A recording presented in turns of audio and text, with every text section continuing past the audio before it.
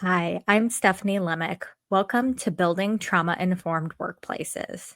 I am more than thrilled to have an amazing guest joining us today, Catherine Manning. To say I'm kind of fangirling is an understatement. Catherine is an amazing leader in the trauma-informed workplace space, and has a ton of experience. I will let her introduce herself and tell you more about her experience and the work she does. But just thank you so much, Catherine, for joining us today. Thank you, Stephanie. It is really such a pleasure to be here. I'm really excited for this conversation. Just to let your listeners know a little bit about me, I am a lawyer who, for most of my career, has worked with crime victims. I started off doing hotline work, domestic violence, rape crisis hotlines.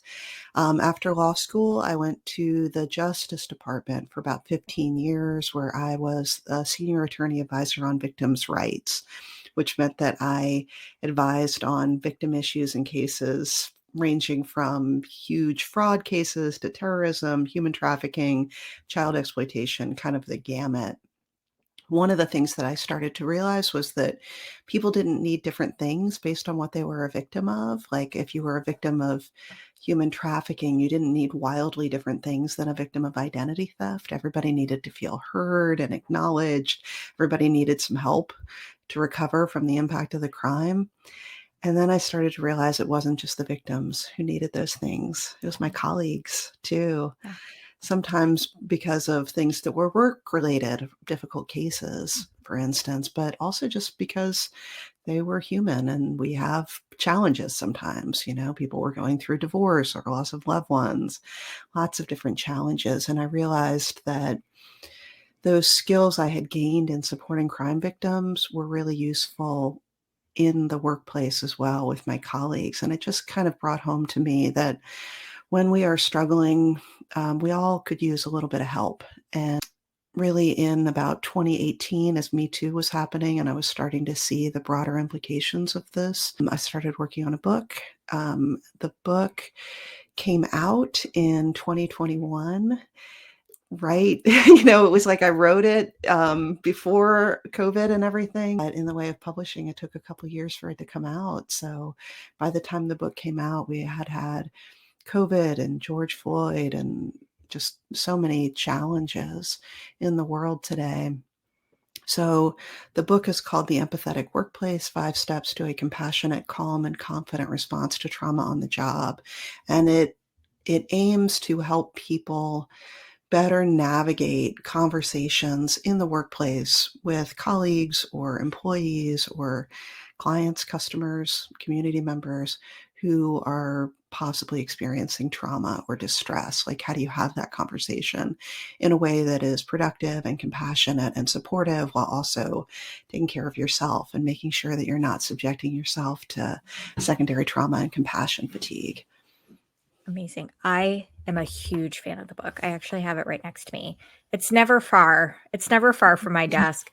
And I've read a ton of management, leadership, workplace books, and a lot of books about trauma.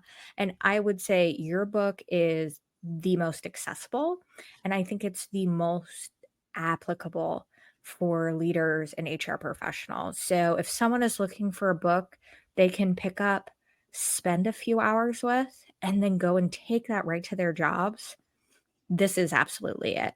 So to say I'm a fan of your book is putting it mildly, but truly could not So endorse the glad. work more. Thank you. It is so wonderful to hear that because that was really my goal. Was I know that this is kind of a hard topic and it's something that sometimes people feel a little uncomfortable with. Like, I'm not a therapist. I'm not, trained. I'm not a hotline counselor, right? I don't know how to have these conversations, but the reality is we have no idea who's going to be on the receiving end of that, disclosure. Whether it's something like, hey, I just need you to know that I'm just found out my brother has cancer. I'm going to need to take a week off.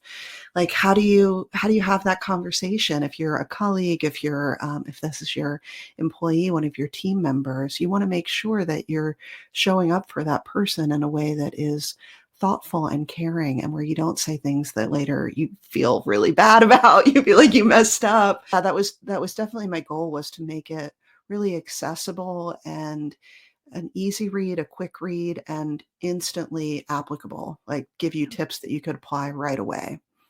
Yeah, and, for me, spending, 16 years in HR, what I loved too was I saw how I used the laser method in my work, but it was so great to, like, have something to verbalize and to kinda show people, "Hey, this is how you do this," without going, you'll figure it out."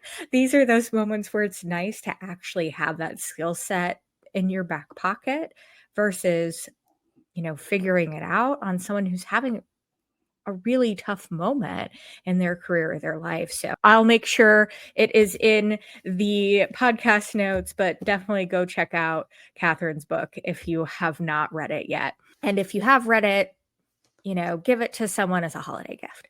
Um, One thing you and I have talked about, and it's I love we share this priority, is that there's so many different understandings of what trauma means, or what trauma is, and you kind of get all sorts of different reactions when you use the word trauma. So I always love to start from a place of a shared definition. So I'd love to hear from you, when you're working with clients, when you're partnering with others, what's your definition that you use to make sure everyone's on the same page when we're talking about trauma? It's so true, isn't it? People all have very different expectations in their mind about what counts as trauma. There are some people who basically if you're not a sexual assault survivor or a combat veteran, like you have not experienced trauma. I use a definition in my work that is, again, very practical. Try to make it easy to remember. And it is kind of a slimmed down version of the SAMHSA definition, the Substance Abuse and Mental Health Services Association definition. The definition of trauma I use is that it's a psychological injury that affects your performance. What I like about the SAMHSA definition is that, in contrast to a lot of others, it doesn't give you a list of life experiences and say, if you've experienced one of these, you've experienced trauma. Because the reality is we're all very different in our reactions to similar or even the exact same event. So I don't want to come in with an expectation of, oh, I know what you've gone through, therefore I know what you need, or what you don't need, like, oh, this shouldn't count as trauma. Instead, let's just focus on the person in front of us and see if they need help. And if they do, let's get them some help. And that's really the second half of it that affects Yeah. performance, because we're talking about workplaces here. And so we don't need to be going into our colleagues' offices and quizzing them about their childhood experiences. It's just, is there something going on that is keeping you from being able to perform at the levels that you need and want to? And if so, let's get you some help. I love that definition because I think it hits on so much. I sometimes say, traumatic experiences are like snowflakes. Like, each one is different and folks have different reactions to the same event. I mean, I hate using this as an example, but it's just such a poignant one that we're all familiar with. I mean, you look at the COVID-19 pandemic, shared experience, shared traumatic event, and we all had such wildly different experiences in the same thing. So, to me, that's sometimes how I like to frame it as well. And your definition hits on something that is like a hot button of mine too, and it's that we don't need to know the details of someone's traumatic experience. We don't need to go, "Hey, you owe me your story so I can work with you better." I think that it can be sometimes very disempowering for someone to feel forced into sharing their traumatic experiences. It should always be the choice of that survivor, how, when, where, how much they want to share, and with who. So I'm always really focused, when I'm talking with leaders or talking about workplace and trauma. Trauma-informed workplaces aren't about diagnosing trauma, they're not about treating trauma, they're about providing that support to aid in performance. So I love that approach, I love that definition. Yeah. Oh my gosh. I completely agree with you, Stephanie. It's so important that we allow people choice and autonomy in sharing. If one of the things I think that is so hard when we're going through a difficult time in our lives is it feels like things are out of our control.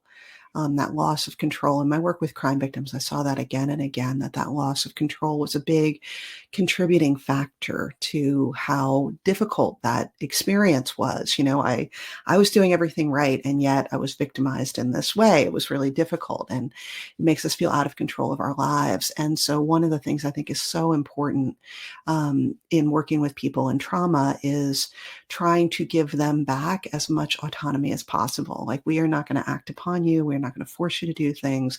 We are going to give you options and allow you to decide what is the right path for you. And so in terms of, these conversations and the laser technique, which I'm sure we'll get into in a second, it's not like your responsibility to get somebody's story from them. It is, I am here and I'm willing to listen if you want to share. And the extent, how you share it, all of that is completely up to you. It's just letting people know that they are permitted if they want to. Well, let's talk more about the book. Let's talk about the empathetic workplace. How did you land on this concept, and what inspired you to write the book? What actually inspired me, the real answer is Me Too, but in a negative way. Me Too, when Me Too happened in 2018, I was on the one hand thrilled because I thought these are such important issues and I'm so glad that people are having these conversations. But also I was frustrated by Me Too because I felt like Me Too put so much on survivors. You Yes. got to share your story. Everybody needs to hear your story. I'm sure this was happening to you too. I was getting texts from friends who were like, do I have to tell my story? I've never told anybody before. But if I don't, I feel like I'm letting down the side. And like you, I was like, no, you do not owe your story to anybody. I felt like Me Too really, it did a really good job of opening up the conversation, but it didn't, I just felt like it put too much on survivors. Like, you have to share your story without an understanding that when somebody shares their story with you, you have an obligation to listen in a certain way and provide support. And I also knew, because I had been doing this work in the criminal system for so long, I knew that you could conduct a full, thorough, fair investigation in a way that was still supportive of the survivors who were sharing their stories. It didn't mean you had to just take at face value everything that everybody said, which I think was often the pushback. Like, well, but, because, there's that idea of, well, you have to believe survivors. You have to, sure, like, let them tell their story, but you are still, obviously, as an HR person, this, you still have to conduct an investigation, but you can do it in a trauma-informed way. And one of the things I saw in this time period was that a lot of us struggle to respond correctly, appropriately when somebody shares their story. Usually we just want to shut down the conversation as quickly as possible, right? Somebody comes in and you can tell they're upset and you just think, oh my goodness, how do I get out of this situation? I remember when I was at the law firm, right after I graduated law school, I worked at a big law firm. And I remember there was one day where everything just seemed to come collapsing in on me. It was like every case was exploding at the same time. And I was supposed to have a meeting with this partner who was a very nice man, but not super deft at handling difficult situations like that, emotionally challenging situations. And I came in and I just burst into tears, and he, like, you could just see his eyes opened wide. He just had this look of terror, and then he started to reach out and touch my arm, like comforting, and then he pulled it back like it was a hot stove, because clearly he remembered something about, you're not supposed to touch people. And then he just went on with the meeting as if I weren't crying. So I've got these tears streaming down my face, and we're just pretending that's not happening. That is honestly how a lot of people feel like, if I acknowledge it, does it make it worse? Am I going to be kind of violating their privacy? Am I going to be, asking something of them that they don't want to share? And so often the response is, I just want to pretend this isn't happening or just get through it as quickly as possible. But the problem is, when we do that, we don't actually make it better. I mean, what I was dealing with that day was not that big a deal, and I was fine, and I had lots of other places to go for support. But, that was sort of a missed opportunity, because I know that if he had instead been like, "Oh my gosh, what's going on? Are you okay? Take a minute, just breathe." I would have felt so much better, so much more able to participate in this meeting that we were trying to have. And I would have really built a stronger relationship of trust with him. I would have known that this is somebody who really cares about me and wants to be supportive. So that's part of why I thought it would be helpful for people to have a bit of a roadmap to follow. I know that it can be difficult in those moments. Frankly, even still for me, sometimes people will disclose things where I just feel like, oh my gosh, I feel like I've been punched in the stomach. And it takes me a second to kind of pull my head together and show up in the way that the person needs me to. It's helpful to have a map to follow in those moments. It can be really hard, even with a lot of experience. I mean, certainly different types of work, but the similar vein of, people are sharing things with you that are often heart wrenching or very traumatic or really difficult for them to find that place to be open about it. And finding that space to have the conversation, have it well, do it well. Those tools not only help the individual, they also help you and how you can find your own boundaries, your own space to kind of deal with what you're hearing. And, comes up, sometimes thinking about secondary or vicarious trauma as well. We must be secret best friends. We're just finding out, Catherine. So I struggled with the Me Too movement too because of the very thing you mentioned, and I think you frame it so well that so much of the work was put on survivors. And a lot of the reason why I'm very, open and effusive about, hey, we never ask survivors to disclose their story. We never make them feel forced is because it very much felt that way in everything going on in the Me Too movement. And I remember a friend of mine on Facebook posting something, and I'll never forget it because it just stuck with me. It was well said. Survivors don't owe you their stories. Just Absolutely. full stop. And Mhm. I think the flip side sometimes of someone, wanting to shut down a conversation, and I think we see this more often, at least I see this more often with the really big splashy news stories. A host of these, traumatic events, a lot of people impacted, especially when famous people are impacted. There's just like this voyeuristic energy that at least I feel around some of these stories. People are just like, they want the details. And this isn't, law and order. Like, this is someone's life. Mhm. And the difficult choice they've had to make about sharing their story for the sake of justice, oftentimes. And then that kind of voyeuristic nature, that's rubbed me the wrong way too when we approach having those conversations about trauma, is the kind of shut down, I don't want to talk about that, or the like voyeuristic, digging too deep, wanting more, when that's not serving the survivor at all. Absolutely. And I think what you're talking about often kind of lines up with our tendency to victim blame. Mhm. I think part of why people want the details is they want to understand what happened to you, um, what were all of the steps that you took as part of that, and therefore, can I keep myself safe? I think that's part of it is, well, if I understand, oh, well, you were out pretty late. I would not have gone out that late. That's how I can keep myself safe and know that I won't have what happened to you happen to me.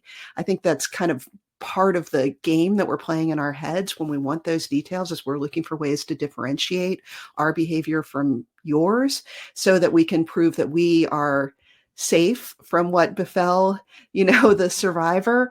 But it's such a dangerous, and it's a false expectation, right? Like, Yeah. obviously you can't keep yourself safe by avoiding what the person did, because none of us are ever safe. I mean, I wish I could say that we were, but the reality is horrible things happen all the time to really, really good, people who deserve only good things.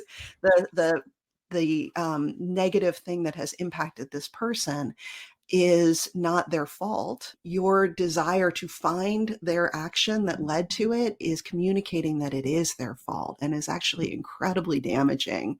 So Yeah. that's another reason I think a lot of survivors are loath to share their stories, is because they know that it leads to that, like, oh yeah, now I see where you messed up and why, that happened to you. I'm going to go back and talk a little bit more about, the centerpiece, I'll call it, of the empathetic workplace. You go into great detail about the laser method, which I think is phenomenal. And again, I think helps really make this book something that can be very directly applied to someone's day to day, directly to someone's work. I'd love to hear from you kind of, how you came up with the laser method. And maybe if you'd like to share just like a quick overview of what the laser method is as well. Absolutely. I owe such a debt to all of the victim advocates that I worked with for so many years at the Justice Department. These were incredible men and women who show up every day for people in some of the worst moments of their lives. And they do it again and again and again with really inspiring levels of energy and patience and commitment. And it was them, all of them, who taught me how to do this better. And I think partly because it's something that I learned, that's part of why I feel like I am able to explain it. For them, it's, I think, so intuitive that they don't even recognize that they're doing something. It's just, this is what happens next. And it's like, well, no, it doesn't always happen next. You are being very deliberate about the ways that you are approaching this person to make them feel more comfortable, to acknowledge what they've shared with you. So it was really in working with them for so many years, and also, frankly, working with others who didn't have that same skill set, who were also working with survivors, where I would get phone calls, from I would get some prosecutor, a big gang prosecutor who's doing all these really horrifying, scary, terrifying cases, who would call me and say, well, you told me that it was up to me whether or not to offer the plea, and not up to the victim. And I would say, well, yeah, that's true. That's what the law says. Well, now the victim is really mad. And I would say, yeah, well, I can understand that. Will you call him for me? Say, no, I can't call him for you, but I can help you, prepare for how to have that conversation. People are sometimes going to be really mad or really upset. And my goodness, lots of people have really good reasons for being very, very angry, very sad. Um, my job here is not to solve all of the problems for you. It's to make it okay for you to talk, to share what you want to share with me. And so that's really what led to the laser technique. It was that, plus seeing some of the responses to Me Too that were disappointing. So the laser technique, very quickly, it's just, these are 5 things that you should aim to do in a conversation with somebody at work who is coming to you for support. Step 1 is listen. And this is active listening. So we're not just sitting there quietly. We're trying to show the person that it's okay to talk. So we nod, we encourage them to go on. You can ask open-ended questions. Often what people will do when they have something heavy that they need to share or that they want to share, they'll share a little bit of it, and then they'll pause and see, does this person actually want to hear what I'm saying? And that gives you an opportunity. If you want to shut down the conversation, you can do it right then. If instead you ask a question, that is inviting them to go on. And to the point you made earlier, we're not here to give them the 3rd degree. It's just inviting them if they want to share more. So an open-ended question, what happened next? How did that feel for you? Those kinds of things show them it's okay to keep talking. Watch your body language. When we are hearing something that is difficult or stressful, we can unconsciously adopt a defensive stance, arms crossed. Sometimes we will furrow our brow, which just looks like we're mad, which is not great for the person who's trying to talk to us. So watch your body language. Um, so listening is step one. And then step two, I think is really important and often missed, and that's acknowledging what they have shared with you.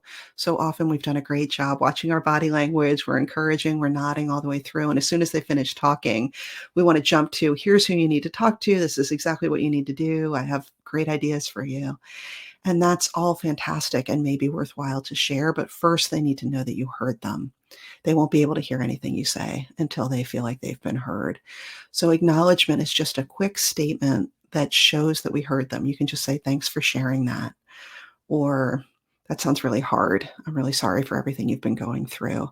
Just an easy statement that shows them that we heard. What we want to avoid are statements that either deny or distract from what they've shared. Denial is something like, he probably didn't mean it that way, or it's all going to work out just fine. I know it. A distraction is something like, a friend of mine went through something really similar to this, and she is absolutely fine today. So let me tell you all about her. And now we're going to be having this whole conversation about the friend instead of just staying there, holding space for this person who has just shared a story with you. So listen and then acknowledge, again, which is just thanks for sharing, letting them know you heard them. The third step is share information. And this, again, comes from the work with victims and that sense of everything feels out of control right now. Knowledge is power. So when we share information with people, we help them regain a sense of control. So we can share factual information about the incident if we have that. If, for instance, there's an incident of workplace violence, everybody's going to want to know what happened, who was hurt, who was involved, what actions have been taken since then. So sharing accurate factual information as quickly as you can is helpful. But even where you don't have any facts, you can still share information. You can share process information, like, how do you file a complaint? When are decisions expected? Those kinds of process points are helpful, as well as values information. We take employee safety very seriously, or I take safety very seriously. Values information can be helpful. And I guess a final point on that is, don't try to avoid making a statement because you feel like you don't have anything helpful to share. When you don't share information, people just make up their own stories. They gossip, they fret, and it is much more helpful to go out with a statement saying, we don't know all of the information yet, and we will share it as soon as we have it. Better to do that than to just try to avoid it until you feel like you have something substantive to say. The fourth step is empower, and this is about getting the person to resources that they want and will find helpful. It's also about boundary setting. A lot of us are fixers. We want to make it better when we see somebody who's in pain. Remember that your job is not to fix it. It is to empower them to get to the right solution for them. So you may think, oh my gosh, this person really needs therapy. Not up to you. And this might not be the right time for them to go to therapy. So don't jump in with your solutions. A great place to start is, how can I help? Or what do you need right now? And then listen. And if they say, gosh, I wish I could talk to somebody, then great. Maybe you can refer them to mental health resources that you have at your organization. Maybe what they want is safety planning, so refer them to security personnel. I hope everybody listening is aware of 988, which is our national mental health crisis and suicide prevention line. And I also hope people are aware of 211, which is available in most metropolitan areas in the US and connects you to an operator who can refer you to local resources. So maybe what somebody needs is something you're not super well versed in, like elder care or addiction support. You can tell them, if you call 211, they can probably connect you to some local help. So we've done listen, acknowledge, share, empower. Last step is return, which is both literally a return to the person to check in on them later, let them know that you're still a source of support for them. And also, importantly, it's a return to ourselves because it can take a toll on us supporting others. So we have to recognize that we also need support. So, are we engaging in self care? Are we taking care of ourselves? Are we leaning on others when we need support? Return as a reminder that we need to be taking care of ourselves as much as we're taking care of others. One thing that really stood out to me when I was reading is there can be so much weight you put on yourself when you are an HR professional or a leader and you're working through a conversation. Maybe it's an investigation, maybe it's just a challenging conversation to know everything and to have all of the answers right at your fingertips. And I think so many of us, and I'll include myself in this, make the misstep of waiting until we have all the information to provide information, to provide transparency. And I love the simple, hey, let people know that you're working to get more information and that you'll provide an update. That's better than kind of let people ruminate on what you're not telling them. And I love the 211 tool because I can think of so many times in my career where someone needed specific help. They were coming to me. I was that safe person in the workplace to provide them with assistance. And it was something I didn't have all the answers for. But 211, to your point, can provide those local resources, can kind of help connect the dots more quickly.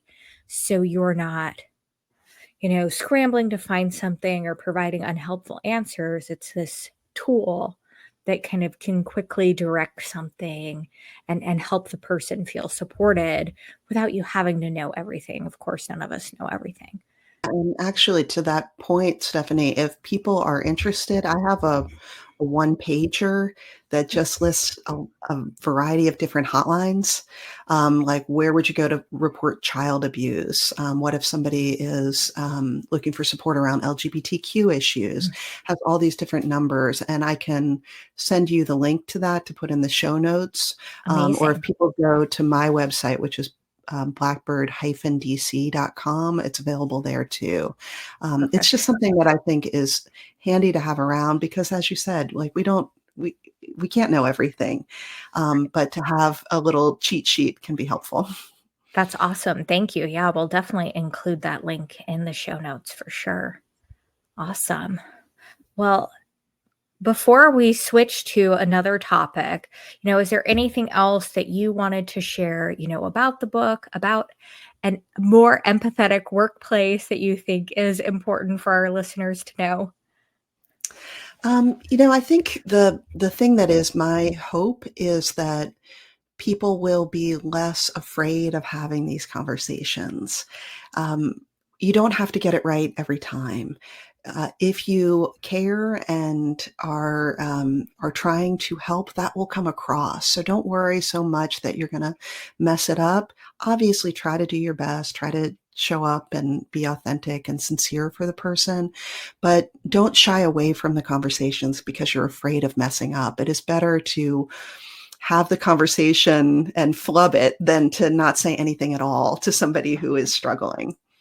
The other topic I know we wanted to talk about today is something I am just fascinated by, and it is newer concept, at least for me, but I think it is something that comes up so much when we think about, trauma informed workplaces, workplace engagement, how organizations can get things really wrong when it comes to relationships, both with their employees, but also their customers in the community. And that's the concept of institutional betrayal. So I would love if you would share kind of with our listeners, what is institutional betrayal? And we'll go from there. Absolutely. Institutional betrayal, I think, is so important to understand because I think sometimes people think, well, why does a workplace have to be trauma informed?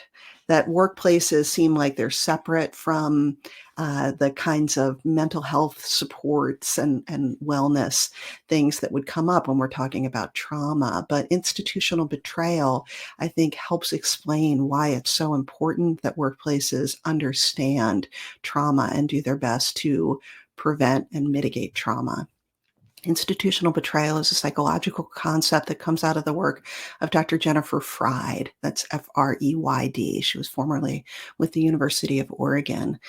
The way that the concept was explained to me by Dr. Anda Prince, who studied under Dr. Fried, is how I will explain it to you, which is with a series of hypotheticals. So first, imagine a child who has been abused by a parent. There may be physical injury from that abuse, say bruising, but then on top of that physical injury, there's a psychological injury from the fact that the child was hurt by someone that he looks to for support and protection. That psychological injury can last far longer than the physical one. So long after the bruises have faded, that psychological injury remains. Next, imagine a student on a college campus who is sexually assaulted, and she goes to her campus Title IX coordinator to report the assault. And instead of being supportive, the Title IX coordinator minimizes what she went through or implies that it was her fault. Obviously, she will have the underlying injury from the assault, but now on top of that, she has a second injury from the institution that she aligns herself with and looks to for support and protection. The institution of the university and the person of this Title IX coordinator has betrayed her trust relationship with them. And according to Dr. Fried's work, that is a second cognizable injury, and it can be long lasting, both in terms of individual healing and in terms of their relationship with the institution.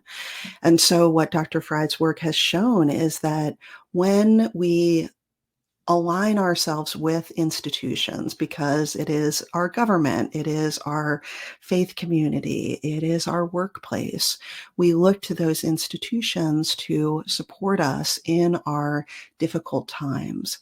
And when they either take actions that we fear will hurt us or people that we care about, or when they fail to act when action would be warranted, that is an injury that she terms an institutional betrayal.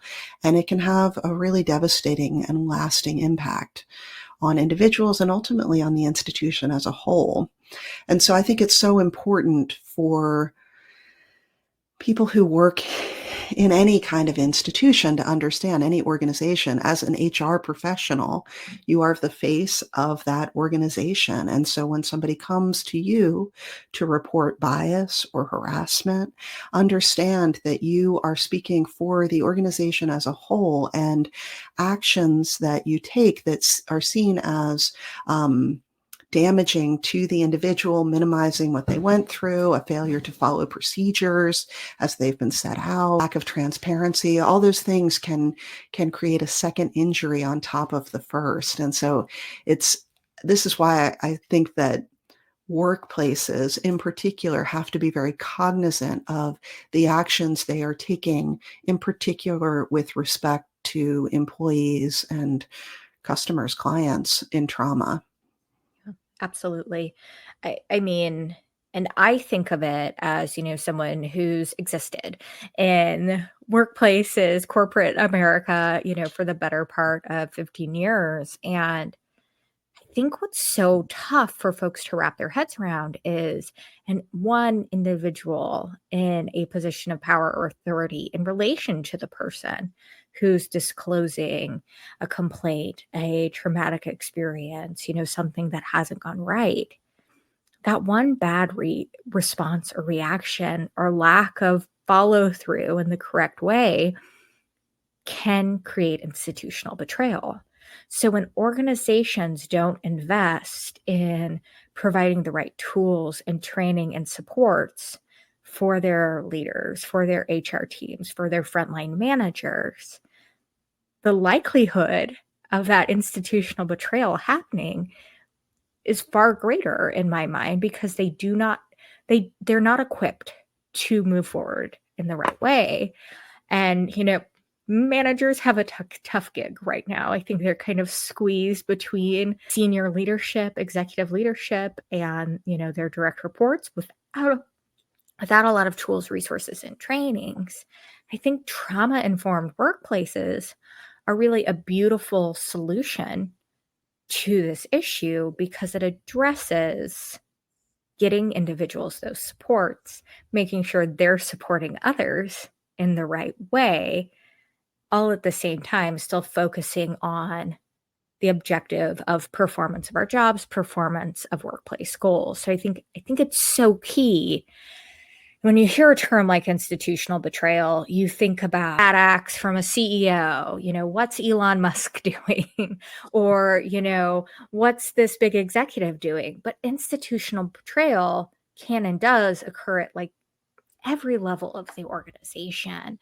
And I think that's where folks can really underestimate its potential impact or risk overall to their business.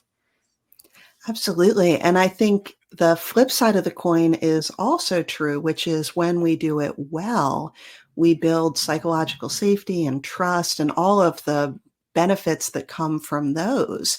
I mean, if you think back on your own life when you have struggled, maybe had a hard time in your life, and you think about who showed up well for you then, didn't run away, didn't minimize, just listened and supported you. Those are the people, like, you will do anything for them. I remember talking to a friend who, she talked about her boss, years ago, this was like a decade ago, who was so adamantly supportive when her own father was dying. And he was such a source of comfort for her, both professionally and personally during that time. And she hasn't worked with him in many years. And I said, well, how do you feel about him now? And she said, oh, I would walk through fire for that man, forever, because of the way that he showed up for her when she was at a really difficult time in her life. And so as a manager or an HR professional, really anybody in an organization, um, you don't have to you don't have to become their therapist. You don't have to kind of solve their problem. Just being willing to sit with them, listen, provide support, and try to help them get what they need and want in that moment. It's incredibly powerful and transformative, both on the individual healing level and also on your relationship of trust with them. And then ultimately, finally, on your organization's success.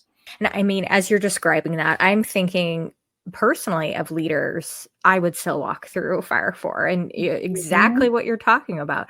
Those are the people who, always showed up for me, supported and cared about me, told me hard truths. And again, I would, jump into combat for them.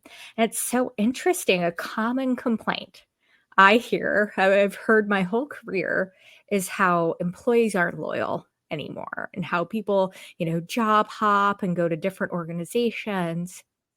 And w we just talked about an amazing way to foster real commitment, real loyalty, and it's to those real genuine relationships that trauma-informed workplaces really can help facilitate. Completely, completely agree. Amazing.